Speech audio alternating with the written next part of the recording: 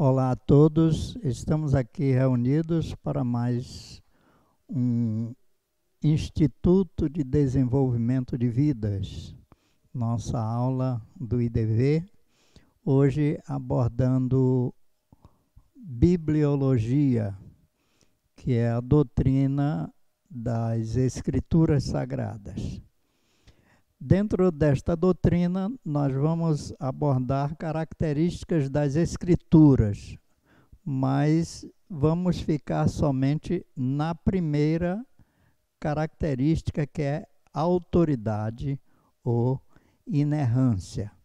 Nosso texto básico é 2 Timóteo, capítulo 3, versículo 16, texto bastante conhecido, que na versão NVI diz o seguinte: toda a Escritura é inspirada por Deus e útil para o ensino, para a repreensão, para a correção e para a instrução na justiça. O apóstolo Paulo está escrevendo ao jovem Timóteo, dando algumas orientações sobre bibliologia, sobre a palavra de Deus. O que o texto de 2 Timóteo 3,16 está dizendo é que Paulo atesta para Timóteo, que era um jovem pastor, que todas as escrituras do Antigo Testamento são confiáveis, pois foram inspiradas por Deus e são úteis para ensino, repreensão, correção, instrução na justiça. O próprio Antigo Testamento, em primeiro lugar, atesta as palavras de Paulo, quando está recheado de expressões como, por exemplo, assim diz o Senhor, ou escreve estas palavras, ou então está escrito. E aqui vai alguns textos selecionados para os irmãos lembrarem bem esta característica do Antigo Testamento. Em Êxodo capítulo 24, versículo 4, diz que Moisés então escreveu tudo o que o Senhor dissera. É uma característica dos escritores do Antigo Testamento, justamente registrarem aquilo que o Senhor queria que eles registrassem.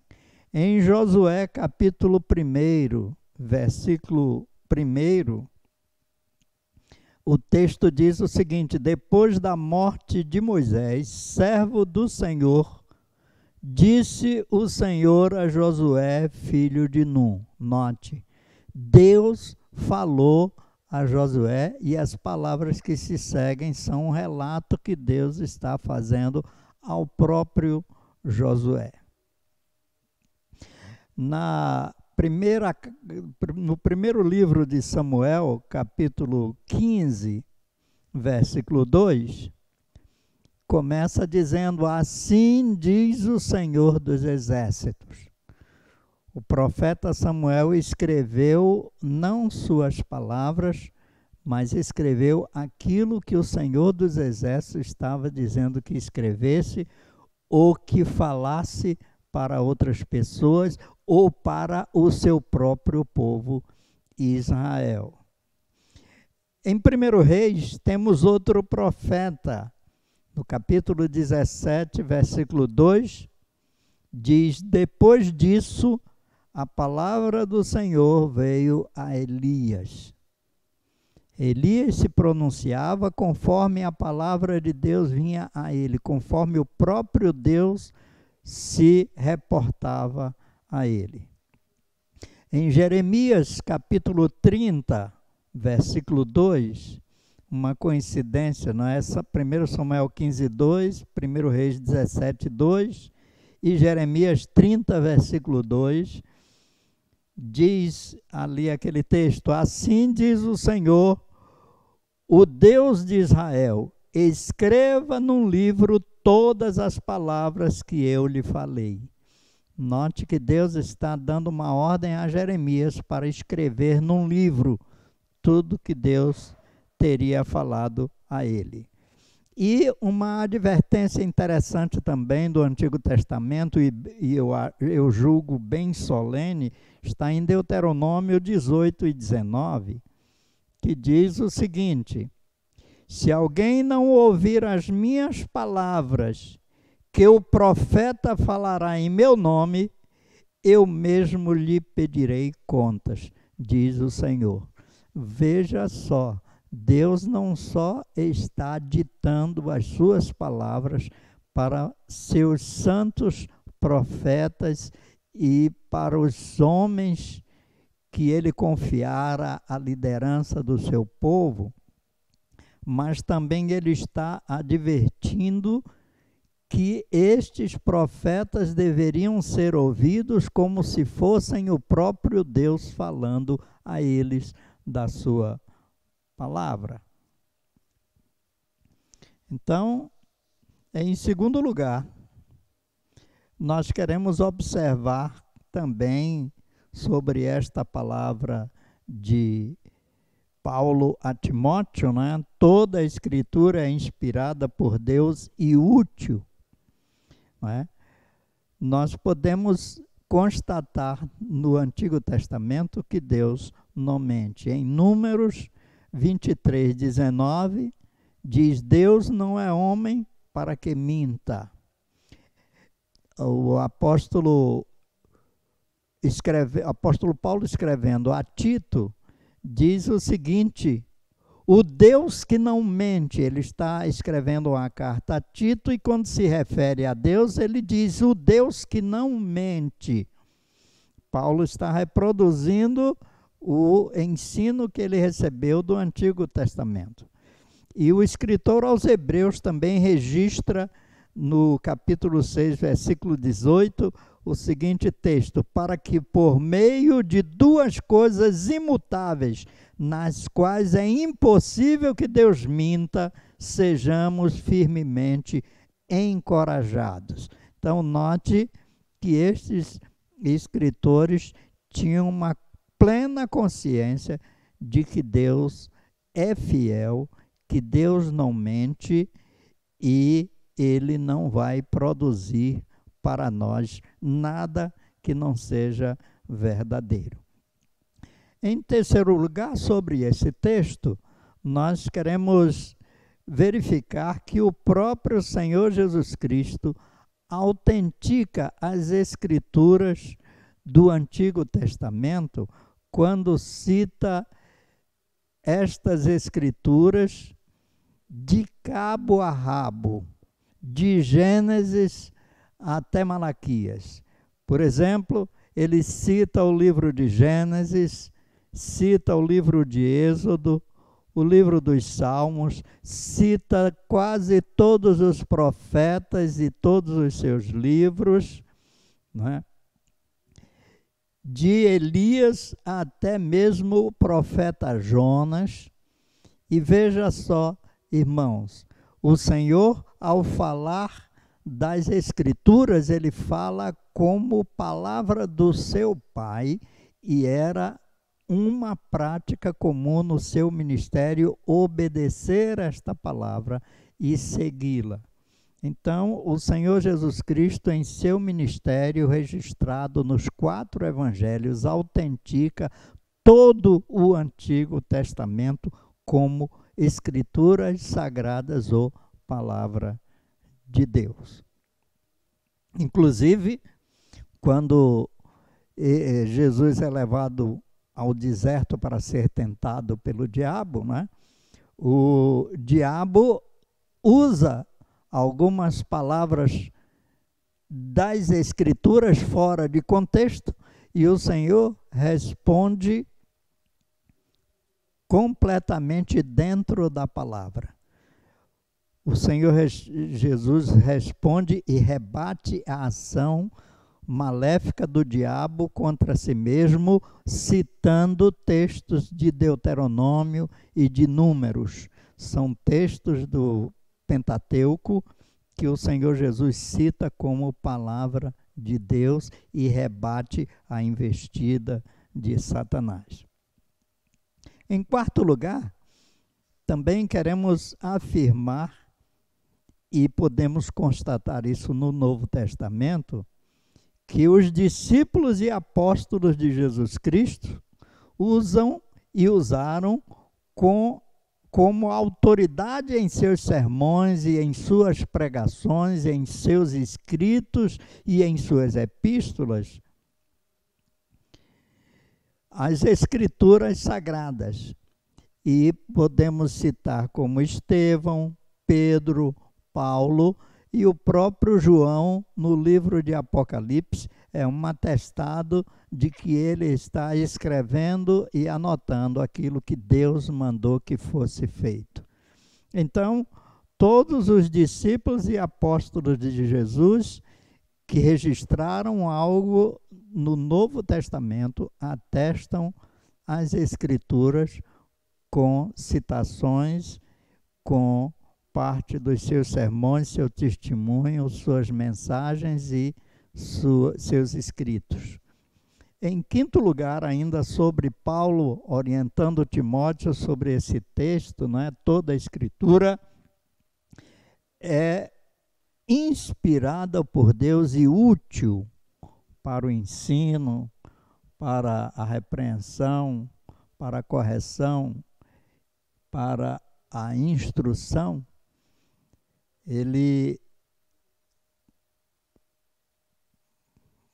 Podemos dizer que o ensino de Cristo sobre a atuação do Espírito Santo sobre aqueles que professassem a fé em Cristo, não é? É um ensino que mostra que o Espírito Santo lhes guiaria em toda a verdade, lhes ensinaria aquilo que precisava ser ensinado. E Cristo ainda diz sobre eles que falassem sobre o Evangelho com autoridade e quando estivessem diante da opressão e da autoridade, não temessem, porque o Espírito Santo lhes diria o que haveriam de dizer. E nós temos textos sobre o ensino de Jesus, como em João 14, 26 e João 16, 13, sobre o Paráclito, sobre o Espírito Santo ensinador para os seus apóstolos. E, finalmente, o esclarecimento do apóstolo Pedro sobre esta autoridade das Escrituras como inspiradas por Deus, nós encontramos na sua segunda carta, capítulo 1, versículo 21, Pedro diz o seguinte: pois jamais a profecia teve origem na vontade humana, mas homens falaram da parte de Deus, impelidos pelo Espírito Santo. Pedro, que esteve com o Senhor Jesus, que acompanhou todo o seu ministério, que experimentou toda a pregação e ensino de Cristo, ele também atesta isso e ele diz que a Escritura teve origem na vontade, não na vontade humana, mas homens falaram da parte de Deus, impelidos pelo Espírito Santo. Então nós vemos aí, irmãos, uma série de testemunhos, começando pelos profetas, pelos reis, pelos escritos mais antigos do Velho Testamento, chegando até o Novo Testamento, que atestam que Deus é o autor da palavra de Deus. Nós devemos reconhecer a autoridade da Bíblia como escritura sagrada e a sua inerrância, porque Deus não mente, é um Deus que não pode mentir. Dando continuidade, nós queremos ainda observar algumas confissões, ou a Confissão de Westminster, que é uma confissão de fé, que é aceita hoje e que atesta bem sobre a palavra de Deus. E ela discorre sobre inerrância da palavra de Deus. E quando esta confissão fala de inerrância da palavra de Deus, está querendo dizer que essa inerrância decorre do fato de que a Escritura é inspirada por Deus, como diz Paulo a Timóteo, na segunda carta, capítulo 3, versículo 16. Também a inerrância da palavra de Deus teve a supervisão do Espírito Santo nos escritores, né? A supervisão do Espírito Santo nos escritores garantiu o resultado final da palavra de Deus. O Espírito Santo é o Espírito Santo de Deus. Ele é Deus. E ele tem e fala e ensina e revela Deus ao homem. E quando ele inspirou ou impeliu homens a escrever a sua palavra, ele os impeliu a escrever a palavra de Deus. Então, temos que a Escritura é inspirada por Deus. A supervisão do Espírito Santo nos escritores garantiu o resultado final. Tudo que a Bíblia afirma, descreve e relata é absolutamente verdadeiro. E em terceiro lugar, né, a inerrância da palavra de Deus indica que Deus guiou a igreja a reconhecer os livros assim inspirados e reuni-los num cânon.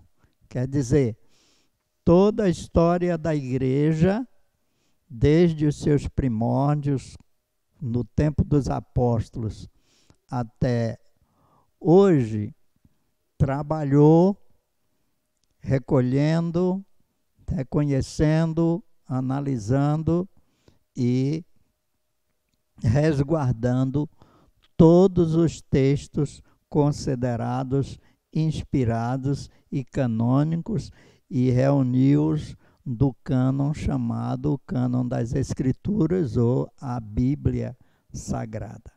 Agora, nós sabemos e podemos atestar, então, a inerrância da palavra de Deus, mas isso não significa que as traduções são inerrantes. Algumas traduções, muitas traduções, são conhecidas no mundo de hoje. Aliás, as traduções existem por uma necessidade muito grande. A Bíblia precisa ser conhecida no mundo inteiro. E para que isto aconteça, a Bíblia precisa ser traduzida nas diversas línguas e dentro de cada cultura. Sendo assim, não significa que as traduções são inerrantes. Em primeiro lugar, os tradutores do tempo moderno estão a séculos de distância do fato acontecido e da cultura original. Então, é razoável que haja algumas discrepâncias por não entenderem bem o contexto que foi vivido na época em que aquele texto foi escrito. Isto representa um problema para as traduções, mas mesmo assim, e nem por isso, problemas com as traduções representam muitos problemas, porque entre as traduções que conhecemos,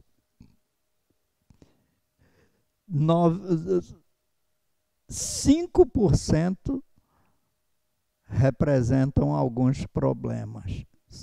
Os problemas das traduções que temos representam apenas 5% do que conhecemos hoje. Então, além disso, esses 5% de problemas não se referem a nenhuma doutrina séria ou importante na palavra de Deus. Então, são problemas irrelevantes que não afetam nem a autoridade das Escrituras, nem a autenticidade delas. Então,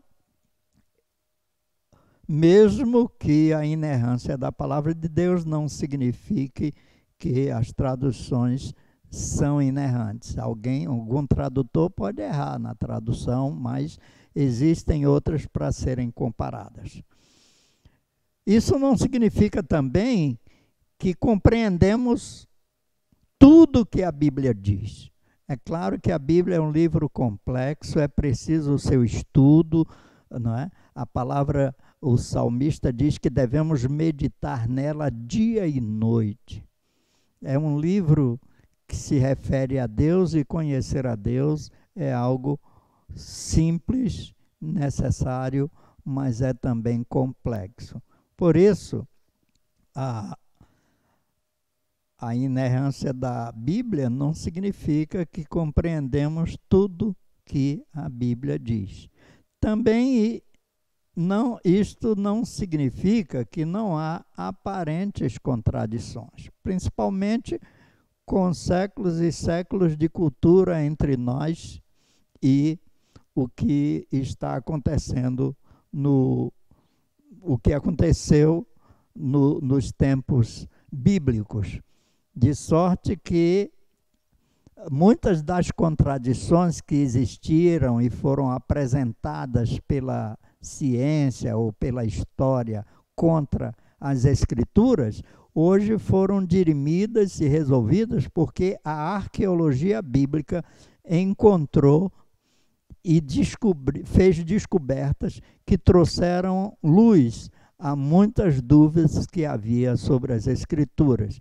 E quase todas as descobertas arqueológicas sobre assuntos que pairavam dúvidas sobre as Escrituras trouxeram esclarecimento a favor das Escrituras. Nenhuma descoberta arqueológica de assuntos polêmicos contradisse as Escrituras Sagradas até hoje. Então, o que possa haver de contradições ainda vão ser resolvidas com novas descobertas, porque Deus é fiel, a sua palavra é fiel. Também a inerrância da palavra de Deus não significa que a Bíblia é um livro científico escrito em linguagem científica. Não. A Bíblia não se propõe a ser um livro científico, nem tem linguagem científica. A Bíblia é um livro de Deus para o homem.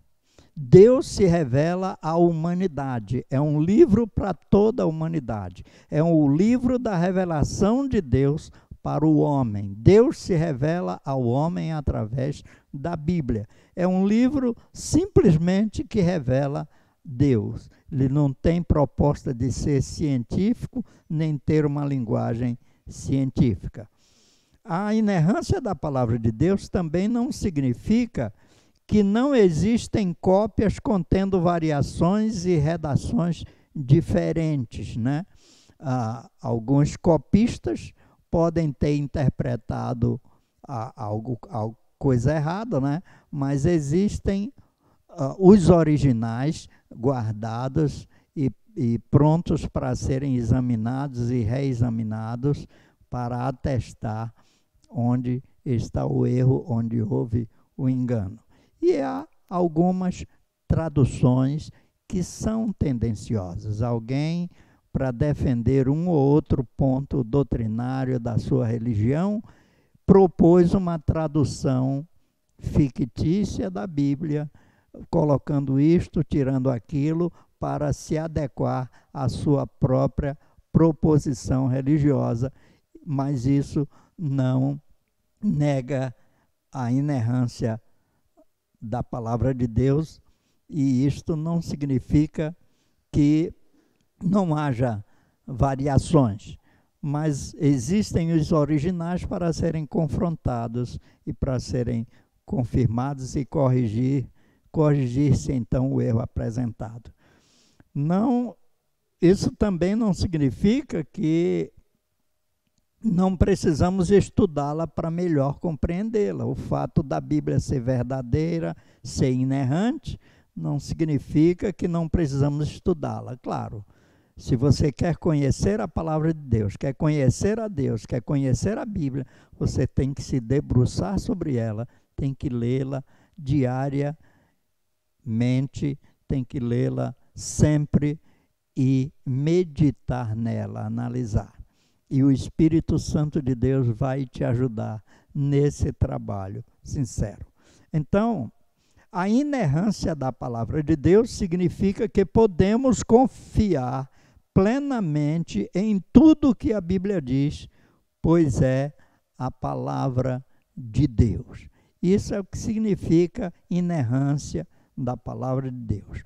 Podemos confiar plenamente em tudo que a Bíblia diz, pois é a palavra de Deus. Isso significa também, irmãos, que devemos guiar nossa conduta, nossas decisões, escolhas e toda a nossa vida pelos seus ensinamentos, pelas suas normas, por suas promessas e seu encorajamento.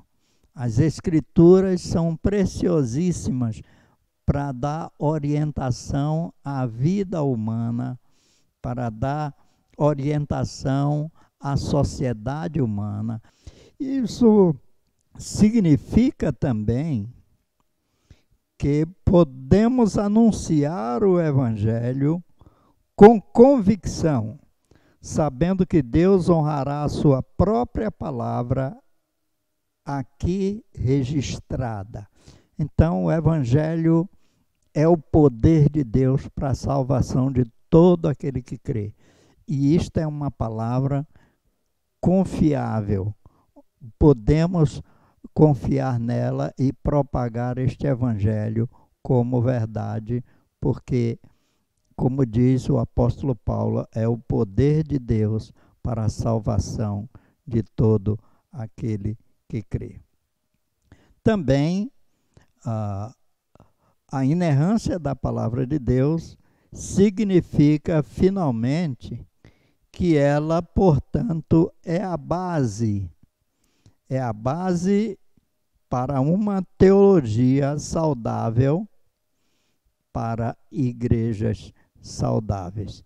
Então, veja só, que coisa maravilhosa. Podemos confiar plenamente em tudo que a Bíblia diz, porque ela é a palavra de Deus.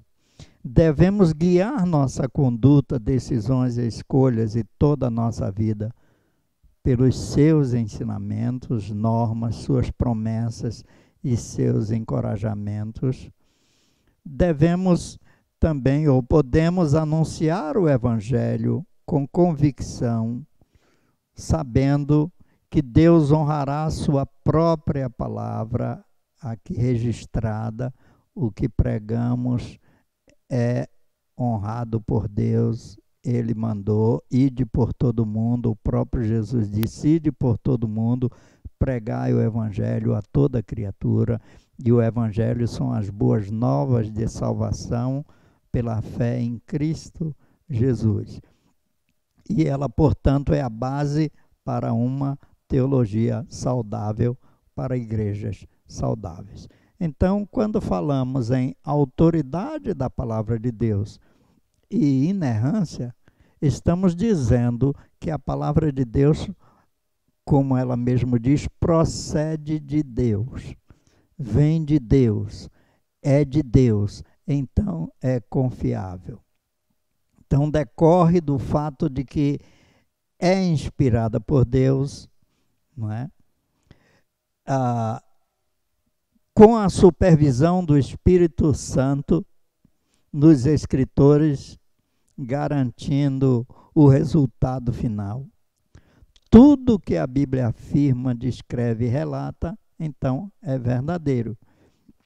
E Deus guiou a igreja a reconhecer os livros assim inspirados e reuni-los num cano. Então, em termos de conclusão, gostaríamos de dizer aos irmãos que nestes tempos de relativismo em que vivemos,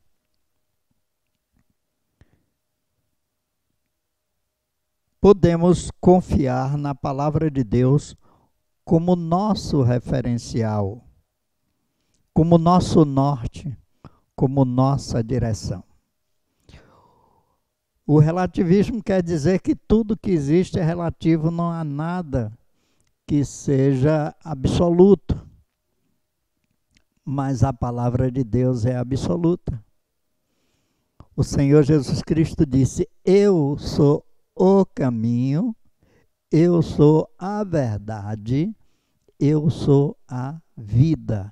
Ninguém vem ao Pai a não ser por mim. Ele é o caminho, ele é a verdade, não é uma verdade relativa, ele é a verdade e ele é a vida. Além de tudo, ele é a palavra. O Verbo se fez carne e habitou entre nós. Jesus é a palavra de Deus revelada ao mundo. Então, nesses tempos de relativismo como o nosso, nós podemos confiar na palavra de Deus como nosso referencial, como nosso norte, como nossa direção.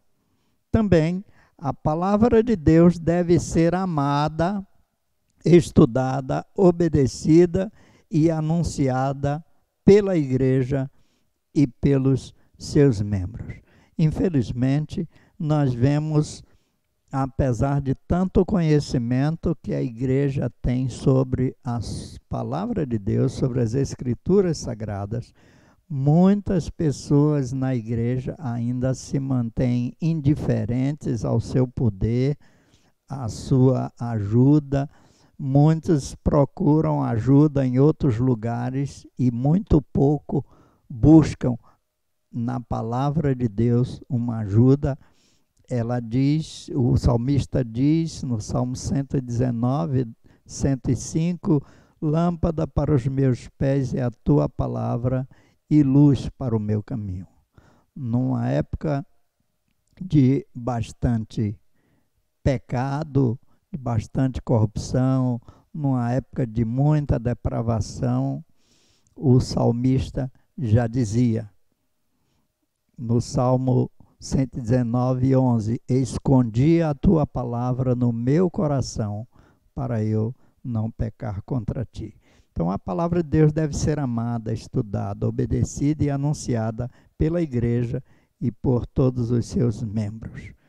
E uma das coisas, uma das frases dos reformadores no tempo da reforma foi sola scriptura, que quer dizer somente a escritura é a base de toda a teologia bíblica. Então, a base da teologia bíblica são as escrituras sagradas. Que Deus nos abençoe e nos dê a bênção de conhecer cada vez mais sua palavra e o seu testemunho. Amém?